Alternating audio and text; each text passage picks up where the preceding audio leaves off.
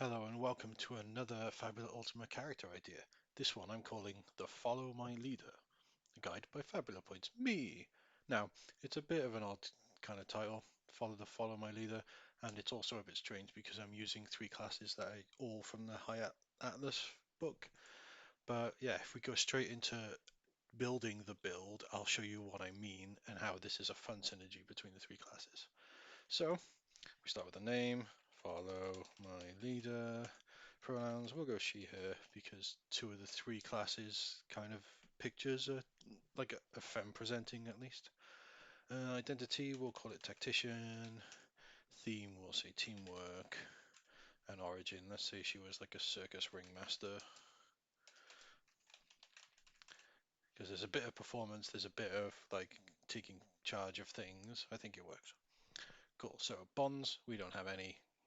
That happens during play. Fabula points start with 3, experience points start with 0. Equipment. Now, if we get the basic armor up, let's get rid of that. Start with a weapon. Let's choose a bronze sword as a weapon. The actual weapon doesn't overly matter because we're more going to be using skills. Let's get the Zenith as well. So it's 200 Zenith. So we start with 500, minus 200 is 300. So we have a bronze sword. We also want some armor. So we're going to go with the combat tunic because we're going to be using the dancer's dance and we can't use that if we have martial armor. Cool. So we already know our initiative modifier is 0 because there's no minuses to initiative with that. Cool. Let's go to dice. The dice I want the most is going to be willpower because we're going to need a lot of magic points. The one I want the least is probably might, and then we'll do d10s for the rest. Cool. Let's do defense quickly. Defense is dexterity die plus 1. These need to be d8. What am I doing?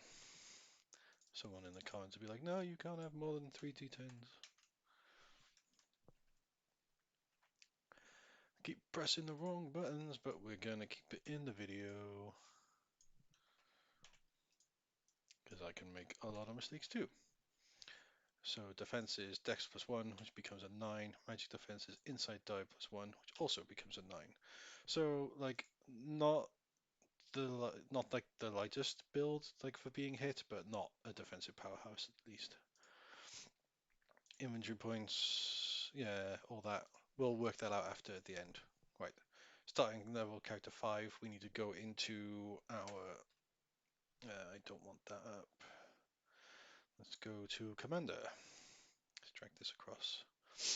So we're going to start with Commander. We're going to go Commander for 2 levels. I'll show you the skills. I haven't actually done a Commander build yet. HP plus 5. So the free benefits, HP plus 5 and martial, melee, and range weapons, which is quite handy.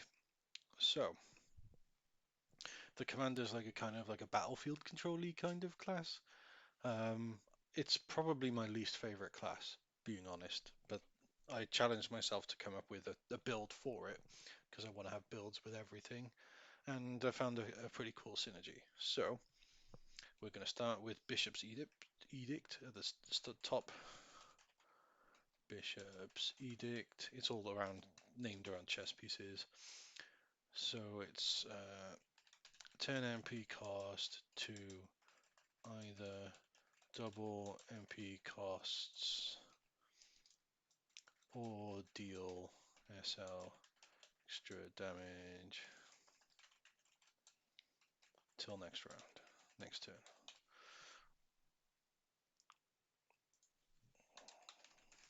So the way it works, you spend 10 mind points and then until your next turn, either all magic point costs are doubled or all sources of damage deal extra damage.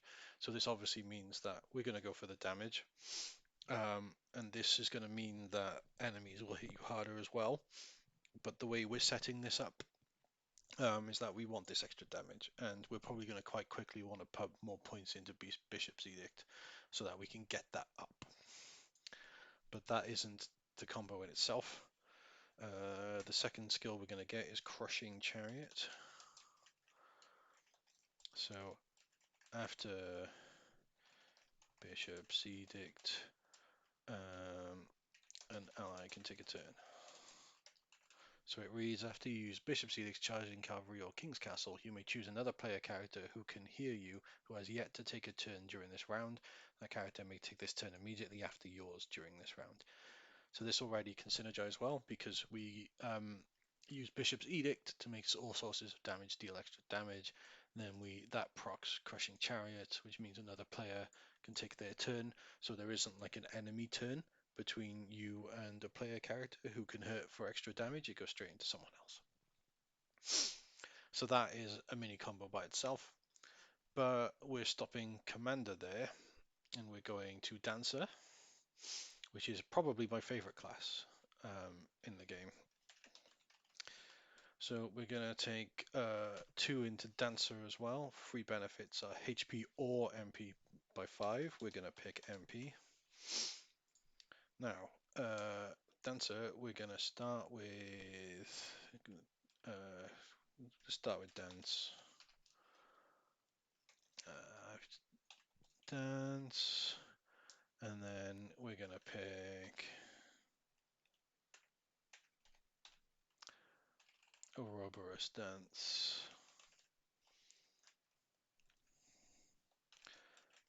So we can dance before or after an action for 10 MP once a turn.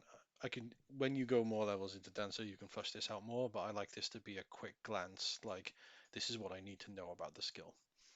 So we'll go to Ouroboros Dance before we do anything else, and you're going to quickly see why. Ouroboros Dance lets us choose an ally you can see who's yet to make a turn during this round. That ally may take the turn immediately after yours during this round. Now, you'll have to talk to your DM because Crushing Chariot lets an ally take a turn immediately after yours, and Ouroboros Dance does. So if you were like a more lenient kind of or slightly lenient DM, you could argue that that means that both characters can take their turns after yours. But because it says both can do immediately after yours, the wording of it might suggest to some DMs that only one character can do this because the second character wouldn't be immediately after you. So you'd have to check with your DM, but I've DM'd quite a few games, and this is a combo that I would allow. But let's fill it in. So we go to Arcana and Spells, Ouroboros Dance, 10 MP, targets is an ally, instant, and we'll just put it in here. Cool, so that's one lot of Dancer. My PDF thing is annoying. Second thing for Dancer, if we go back to the skills, we want Quick Change. So the Quick Change lets you perform the equipment action for free after a dance, which for a Dancer isn't going to do very much, or our Commander, being completely honest, but this is a triple class build, and we are going with the Symbolist. So let's start adding Symbolist. I'll go over the full combo in a minute, I promise. Symbolist is max IP plus 2. I'll just put IP plus 2 because I haven't put max on all the others. So for the Symbolist, we're going to go for Symbolism.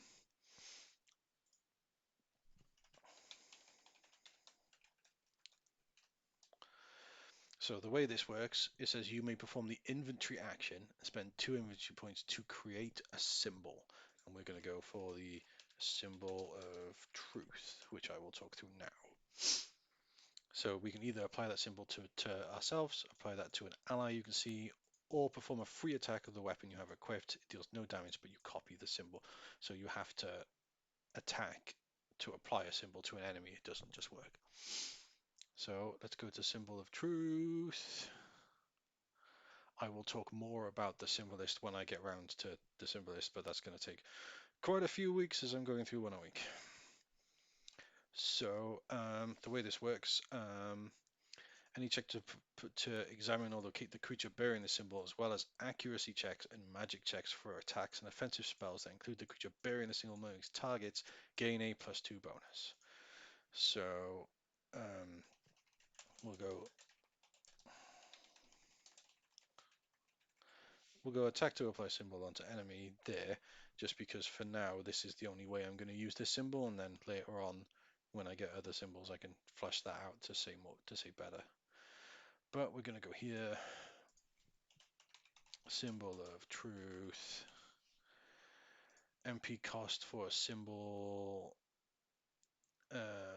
it's 2 IP, not MP.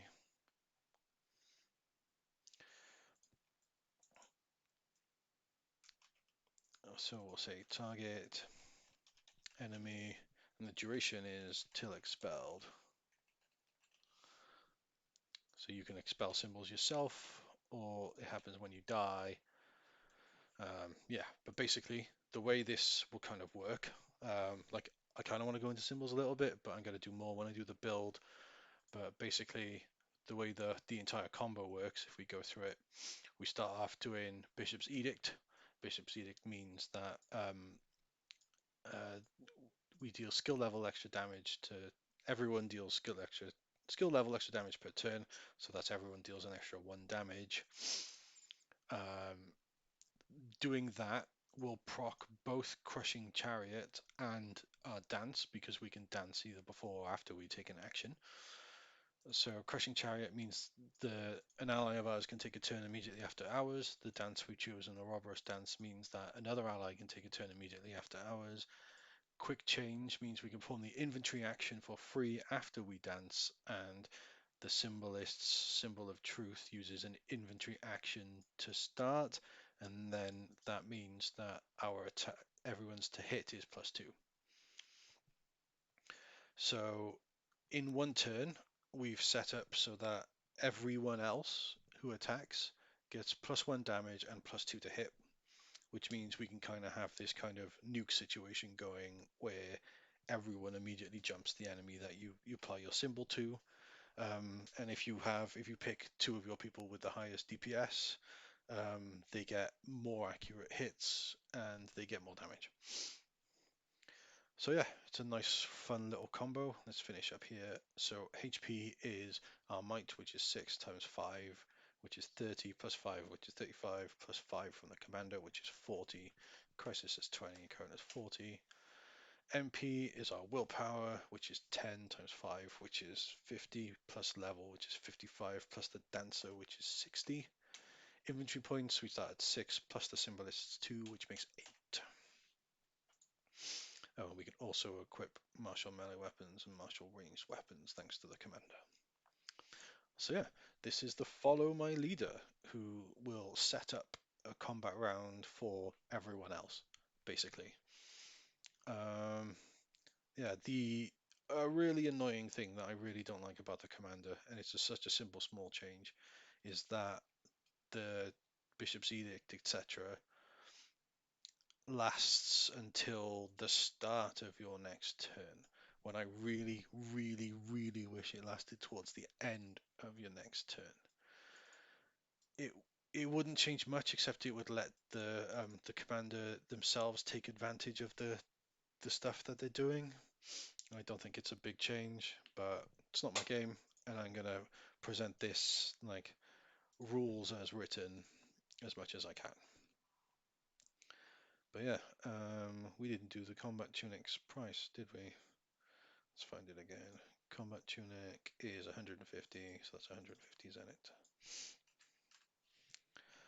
Cool. So that is our build. I hope people liked it. Yeah, thank you all very much for watching, and I'll see you in the next video. Goodbye.